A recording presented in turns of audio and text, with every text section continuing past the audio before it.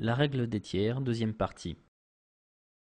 Dans cet exemple, cette jeune comédienne pose, le cadrage est respectable, donc la règle des tiers est appliquée. Par contre, je n'avais pas satisfaction de cette photo, donc j'ai fait un premier recadrage. Je respecte toujours cette règle des tiers où mon visage reste à l'intersection du tiers haut et du tiers de gauche. Mais ça manque de dynamisme. Alors en décalant le recadrage, on place le visage vers la droite, donc le visage remplit les deux tiers de droite et se dirige vers la gauche. Donc en laissant le tiers gauche du cliché vide, ça donne une sensation de continuité dans le regard, on prolonge ce que voit la comédienne. Ensuite, en fonction de ce que vous voulez faire, j'avance un petit peu pour vous donner un aperçu de ce qu'on peut faire avec ce type de photo. On donne un aspect noir et blanc pour mettre un petit côté nostalgique, mais je trouve qu'il était dommage de retirer ces couleurs vives et contrastées entre le vert, le jaune et le rouge. Donc j'ai gardé volontairement un petit peu ces couleurs en désaturant, donc en retirant un peu de couleur, en ne gardant un petit peu que l'essentiel et en donnant un petit aspect vintage et en noircissant les bords de la photo. Et on arrive à ce type de photo.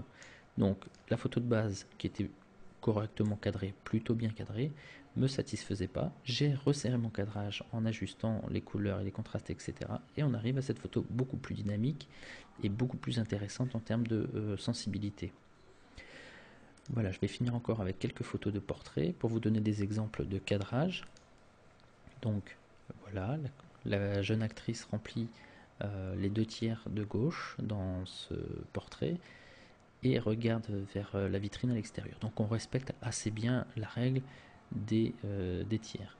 Donc le corps de l'actrice se trouve dans les deux tiers de gauche et les deux tiers de haut, et tout le reste sont les éléments de décoration qui présentent un petit peu l'atmosphère et l'ambiance de la photo. Voilà, quelques photos de portrait de ce que l'on peut faire.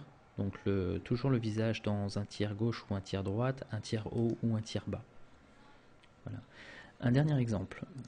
Là, dans cette photo, j'ai une belle photo de complicité entre le papa et son fils, mais qui est pour moi beaucoup trop large. C'est-à-dire que j'ai envie de me concentrer uniquement sur l'émotion et la complicité qui est entre les deux. Donc je resserre mon cadrage, je fais une photo carrée avec un petit logiciel de recadrage en respectant la règle des tiers, c'est-à-dire que j'ai le papa sur le tiers de gauche et le jeune garçon sur le tiers de droite. Et j'ai resserré volontairement mon cadrage, donc je n'ai pas les corps complets ou les visages complets par exemple pour le papa, mais ma photo est beaucoup plus dynamique. Enfin, l'exception qui confirme la règle. Voici cette photo d'un vélo sur un tas de sable avec plein de palmiers, des montagnes, des choses derrière.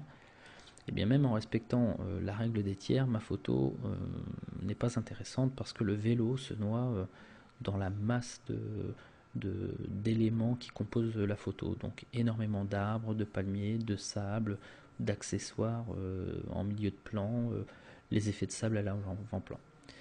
Voilà. Donc tout ça pour aborder un prochain thème futur qui concernera la prise de vue du sujet, comment orienter votre photo sur le sujet. Merci d'avoir suivi ce tutoriel et à très bientôt.